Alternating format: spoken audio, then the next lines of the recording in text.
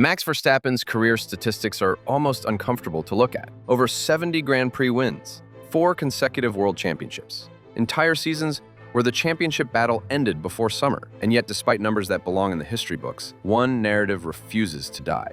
He's fast, but only because of the car. That argument has followed Verstappen from his first championship to his most dominant season. Whenever Red Bull builds a strong machine, the explanation is simple. The car did the work. Whenever Verstappen wins by half a minute, the assumption is inevitable. Put anyone else in that seat, and the result would be the same. The problem with that logic is timing, because Formula One is about to enter a regulation reset that removes every familiar advantage. New engines, new aerodynamics, a radically different power balance, a car that no driver on the current grid has ever raced before. And history tells us something uncomfortable about moments like this. They don't protect reputations, they expose them. When regulations change this dramatically, drivers who relied on specific car traits often struggle. Meanwhile, drivers who understand machinery, not just drive it, tend to rise even higher. The stopwatch doesn't lie, but it doesn't tell the full story either. 2026 is when that story becomes impossible to ignore. Adrian Newey understood this years ago. The most successful designer in Formula One history spent nearly a decade watching Verstappen operate inside Red Bull. When asked what makes Max different,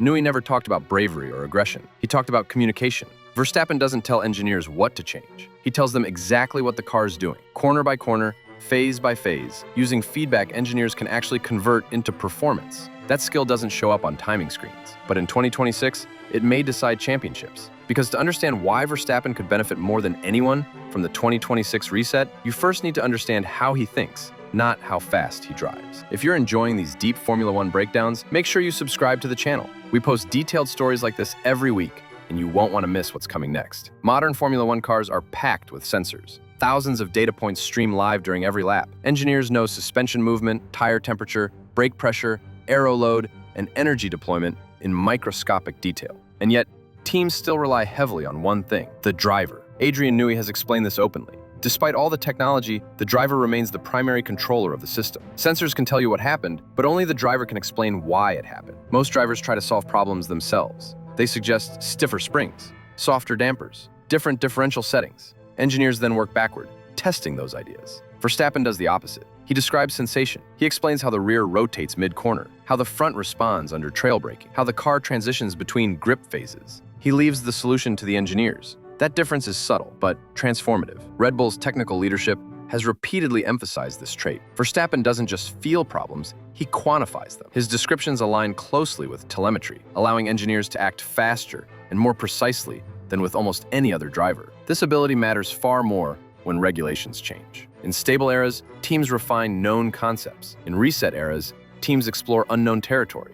Correlation becomes fragile. Simulators struggle. Wind tunnel data misleads. When that happens, driver feedback becomes the anchor, and 2026 will break correlation for everyone. Cars will be lighter, smaller, and more sensitive. Electric power will surge. Aerodynamic modes will change multiple times per lap. Mistakes will be punished harder. Setup windows will shrink. In that environment, the driver who understands cause and effect best becomes priceless. This is not about speed, it's about interpretation. And interpretation becomes everything once you see how radically the 2026 rules change what it actually means to drive an F1 car. The biggest misconception about the 2026 regulations is that they simply make Formula One greener. In reality, they make it more mentally demanding than ever. Electric power output nearly triples. The MGUH disappears. The power split shifts to roughly 50-50 between combustion and electric energy. Energy management stops being a background algorithm and becomes a constant driver responsibility. At the same time, active aerodynamics replace DRS. Both front and rear wings move between multiple modes: high downforce, low drag, and intermediate states depending on conditions. Early estimates suggest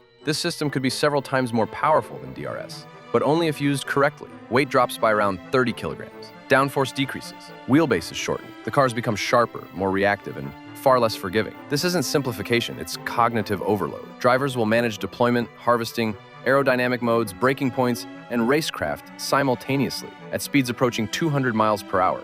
As FIA technical leadership has admitted, being fast is no longer enough. Drivers must think while being fast. Helmut Marko summarized it bluntly. Verstappen can drive at maximum speed and process complex information at the same time. That's not a common skill, and it's exactly what these rules reward. But history already tells us what happens to champions when the rules change. And the results aren't kind to everyone. Formula One has rewritten its rulebook before. Each time, the grid reshuffles, and not everyone survives the transition. Sebastian Vettel dominated from 2010 to 2013. 4 titles.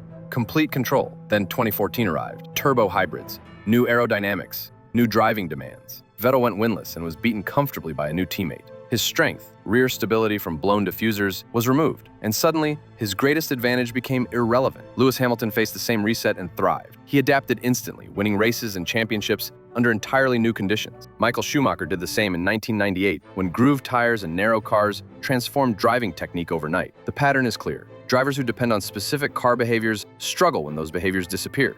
Drivers who adapt, think, and evolve tend to rise. So where does Verstappen fit? The answer becomes brutally obvious when you look at what happens when someone else drives the same car. If Verstappen's success was purely mechanical, his teammates would be close.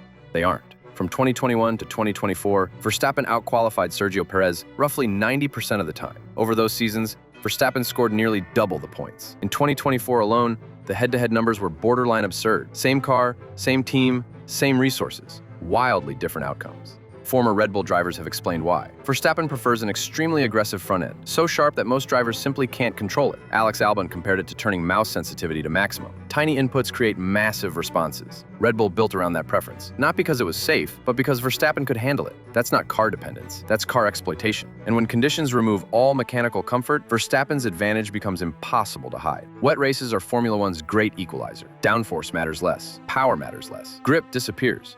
Driver skill dominates. Brazil 2016 remains legendary. Verstappen carved through the field in conditions so dangerous, the race was stopped twice. One save at over 300 kilometers per hour still defies belief. But Brazil 2024 may have been even better. Starting 17th, 7 positions gained on lap 1, leading by lap 12, 10 of the 11 fastest laps. Nearly 20 seconds clear by the finish. Julian Palmer called it one of the greatest drives in modern Formula One history. Verstappen himself said it surpassed 2016. Those performances don't come from machinery. They come from understanding grip, balance, and limits when everyone else is guessing. And the Verstappen who did this isn't the same one who arrived in Formula One a decade ago. Early Verstappen was explosive, aggressive, uncompromising. His defending triggered rule changes. Crashes followed. Critics were loud. Then something changed. He learned restraint. He learned timing. He learned when to attack and when not to. Those closest to him describe a driver who matured without losing aggression. Sebastian Vettel has commented on it. Helmut Marko has tracked it. Even rivals acknowledge it. The driver entering 2026 combines raw pace with emotional control and technical understanding. That combination is rare, which is why praise for Verstappen now comes from people who have no reason to exaggerate. Toto Wolff has said any driver on the grid would rank Verstappen as the best right now. George Russell called him the benchmark. Bernie Ecclestone went further, calling him the greatest ever. These aren't fans, they're competitors. The 2026 regulations demand intelligence, adaptability, and processing power. They reward drivers who can think, feel, and react simultaneously. Everything Adrian Newey identified years ago becomes more valuable, not less. Critics have waited for Verstappen's advantage to vanish, but history suggests the opposite. When the rules reset, drivers like him don't get exposed, they get confirmed. Because when the 2026 lights go out, the question won't be whether Max Verstappen was just fast. It will be, how anyone ever thought he was anything less than complete. Now, if you want to see why Aston Martin's 2026 project has the entire grid nervous, check out our video, Why Every F1 Team is Fearing Aston Martin's 2026 Monster. It breaks down how Newey, Honda, and the regulation reset are coming together at the perfect moment, and why rival teams believe Aston Martin could jump from midfield to title contenders overnight. This video explains the context. That one shows the threat.